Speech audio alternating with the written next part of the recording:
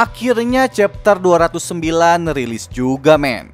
Seperti biasa banyak sekali kejutan yang diperlihatkan pada chapter kali ini. Mulai dari Pah-chin yang sudah lama bebas dan sekarang sedang merintis perusahaan real estate bersama Peh-yan, hingga kemunculan Mitsuya dengan penampilan barunya yang sekilas terlihat mirip jamet tapi tetap keren men. Ya orang ganteng mah bebas lah. Oke, nggak usah pakai lama lagi, kita mulai aja pembahasannya sekarang. Let's go. Seperti biasa, chapter dimulai dengan perbincangan antara Takemichi dan Chifuyu. Saat itu Takemichi yang kebingungan akhirnya bertanya, apa yang harus kulakukan untuk menumbangkan Maiki? Sebuah pertanyaan yang gue yakin hanya Kisaki saja yang mampu untuk menjawabnya. Ya awalnya Chifuyu juga sempat skeptis dengan pertanyaan si Takemichi tersebut. Tapi setelah melihat keseriusan Takemichi, akhirnya dia pun menjawab dengan serasional mungkin.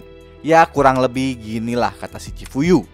Baiklah kalau begitu, mungkin kita butuh sebuah reuni dengan yang lainnya. Soalnya Tokyo Manji udah tidak ada. Kita butuh kekuatan untuk melawan Maiki dan Kanto Manji Gang. Nah ketika mereka sedang asik mengobrol, tiba-tiba Hakai pun datang menyapa mereka dari belakang. Apa yang kalian bicarakan katanya? Kayaknya seru nih. Nah saat itu Takemichi yang masih belum bisa memberitahu situasinya kepada Hakai akhirnya menjawab, gak ada apa-apa kok, kata si Takemichi. Lalu setelah pertemuan itu akhirnya Hakai pun mengajak Takemichi dan Chifuyu ke sebuah tempat yang ternyata tempat tersebut adalah kantornya si Pah-chin. Yang uniknya kantornya si Pah-chin ini udah kayak markas Yakuza men. Plus penampilannya juga sudah lebih parlente. Jadi nggak kenal lah si Takemichi. Disangkanya dia dibawa ke markas Yakuza sama si Hakai. Saat itu Takemichi yang masih belum ngeh kalau orang di depannya adalah Pah-chin akhirnya bertanya, siapa kamu katanya. Lalu Pah-chin pun menjawab sambil membuka kacamatanya, ini gue, Haruki Hayashida. Mendengar kabar gembira itu, spontan Takemichi pun kaget karena akhirnya dia mengetahui kalau Pah-chin ternyata sudah bebas. Lalu suara Takemichi itu pun terdengar oleh Mitsuya yang kebetulan saat itu sedang berada di kantornya si Pah-chin. Lelucon macam apa yang kamu buat? Berita basi, kata si Mitsuya. Selain Mitsuya, di tempat itu Takemichi pun disambut oleh Peh-yan yang ternyata sekarang sudah mulai bekerja bersama Pah-chin. Setelah kejadian itu Takemichi pun berkata di dalam hatinya, jadi ini ya alasan kenapa Peh-yan dan Pah-chin menjalani perusahaan real estate di masa depan. Ya intinya di pertemuan itu sebenarnya Mitsuya sedang mencari sebuah studio kecil untuk keperluan pekerjaannya sebagai desainer. Nah kebetulan si Pah-chin bersama Peh-yan sedang merintis usaha penyewaan apartemen. Jadi ketemuanlah mereka bertiga. Tapi sayangnya mereka berdua masih kelihatan agak belum bener lah mengelola bisnisnya. Jadi si Mitsuya agak bingung men. Soalnya dia dikasih pilihan roomnya yang gak cocok untuk dijadikan tempat kerja. Ya biasa bisnis pemula men. Nah si Hakai yang tahu Mitsuya akan menyewa studio akhirnya sok-sokan mau nyewa room juga ke si Peh-yan. Hakai beralasan kalau tinggal bersama Yuzuha sangat melelahkan. Dia cerewet katanya. Tapi akhirnya Hakai gak jadi setelah ngelihat harganya yang sangat mahal. Secara si Hakai sekarang masih anak sekolahan men. Di tempat itu juga Chifuyu tiba-tiba bertanya kepada Takemichi, kenapa tidak mengundang mereka sekarang katanya. Jika mereka bergabung tentu saja kita akan memiliki kekuatan yang sangat luar biasa. Kamu benar kata si Takemichi, tapi jangan lakukan itu. Lalu Takemichi yang tidak mau merusak masa depan teman-temannya pun akhirnya pulang tanpa memberitahu siapapun tentang rencananya. Di dalam kereta Hakai juga sempat curhat kepada Takemichi tentang rasa kagumnya kepada Mitsuya, Pah-chin, dan Peh-yan yang sekarang sudah mulai menggapai impiannya masing-masing. Mendengar perkataan itu, Takemichi pun akhirnya menghibur Hakai. Tenang aja men, aku yakin kamu juga akan menjadi seseorang yang hebat. Tapi setelah mendengar perkataan Takemichi itu, Hakai pun merasa aneh. Dan dia pun berkata, kok kamu bisa seyakin itu sih Takemichi? Dengan ekspresi kebingungan. Hingga akhirnya Hakai pun berpisah dengan Takemichi dan Chifuyu. Saat berjalan pulang dengan Takemichi, Chifuyu yang masih penasaran pun akhirnya bertanya lagi kepada Takemichi, "Kenapa kamu tidak memberitahu mereka rencanamu? Itu adalah kesempatan bagus ketika mereka semua berkumpul di sana." Lalu Takemichi pun menjawab pertanyaan Chifuyu itu pun dengan tenang, "Aku tidak bisa. Mereka benar-benar sekelompok orang pekerja keras. Mereka mempunyai rencana masing-masing. Jadi aku tak bisa mengajak mereka." Di tengah obrolannya itu tiba-tiba Chifuyu mendapatkan sebuah pesan dari ponselnya. Dan gak lama kemudian dia pun pamit kepada Takemichi untuk segera pergi menuju pekerjaan paruh waktunya. Ternyata pekerjaan paruh waktu Chifuyu sekarang adalah penjaga pet shop, men. Ya, so sweet banget lah. Lalu Takemichi pun berkata di dalam hatinya, ini dialah alasan Chifuyu memiliki pet shop di 10 tahun yang akan datang.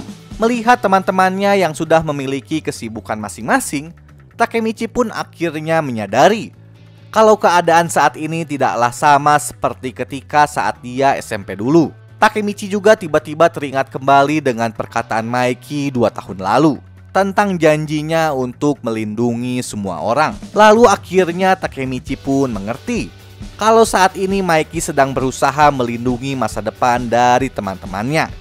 Jadi karena itulah Takemichi akhirnya memutuskan kalau rencananya saat ini harus dia lakukan seorang diri tanpa melibatkan teman-temannya. Tapi di sisi lain Takemichi juga menyadari kalau saat ini tidak ada orang yang dapat dia andalkan. Lalu tiba-tiba handphone Takemichi pun berbunyi di saat yang tepat. Di layar ponselnya tertulis nama Ryugu Jiken. Dan Draken pun bertanya, "Apa kamu mempunyai waktu luang untuk datang sebentar?" Dan chapter 209 pun berakhir. Oke, sekarang kita masuk ke pembahasan, men. Bagian paling menarik. Di pembahasan kali ini, gue hanya ingin menjelaskan tentang keanehan yang gue temukan pada chapter 207, 208, dan 209. Oke, kita mulai aja pembahasannya.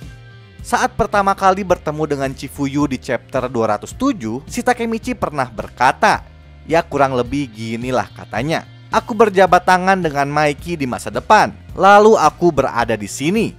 Terus si Chifuyu yang bingung pun bertanya, "Kenapa?" katanya. Pada saat itu Takemichi menjawab, "Aku tidak tahu, tapi aku mengatakan aku akan menyelamatkannya." Nah, jawaban si Takemichi ini yang akhirnya membuat gue bingung, men. Ya, awalnya gue kira si Takemichi ini nggak inget apa-apa tentang masa depan. Tapi setelah chapter 208 dan 209 rilis, ternyata si Takemichi ingat dengan betul tentang masa depannya secara detail, men. Mulai dari Takemichi yang gagal menikah dengan Hina dan tewas setelah ditembak oleh Maiki. Terus di chapter 209, Takemichi juga masih ingat tentang kehidupan teman-temannya di masa depan. Mulai dari Pachin dan Pehyan yang menjalankan perusahaan real estate bersama, sampai masa depan Chifuyu yang akan memiliki usaha pet shopnya sendiri. Ya, gue sempat aneh aja gitu. Apa maksudnya si Takemichi bilang nggak tahu waktu ditanya Chifuyu kenapa dia bisa kembali? Yang jelas-jelas si Takemichi ini tahu dengan detail tentang segala hal di masa depan. Ya, salah ngomong atau gimana gitu kan. Jadi agak bingung ceritanya. Tapi setelah dipikir-pikir lagi, gue akhirnya mendapatkan 2 alasan lah yang masuk akal tentang kejadian tersebut. Yang pertama, si Takemichi saat itu masih shock, man. Jadi nggak bisa menceritakan secara detail tentang kejadian-kejadian yang dia alami di masa depan kepada Chifuyu. Yang kedua, ingatan Takemichi tentang Bonten masih belum kembali. Yang ini menarik, man.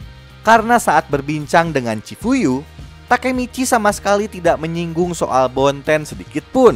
Ya, aneh aja, men. Soalnya seperti yang kita tahu, di masa depan Bonten merupakan organisasi kriminal terbesar, dan karena Bonten jugalah Maiki berakhir dengan tragis. Yang seharusnya Takemichi juga memberitahu Chifuyu tentang organisasi tersebut. Dan apabila itu benar terjadi, maka pertanyaan baru pun muncul. Kenapa hingga saat ini ingatan Takemichi tentang organisasi Bonten pun belum kembali? Ya, sebenarnya jawaban ini berpeluang besar dapat terjawab di chapter 210 nanti, ketika Takemichi bertemu dengan Draken.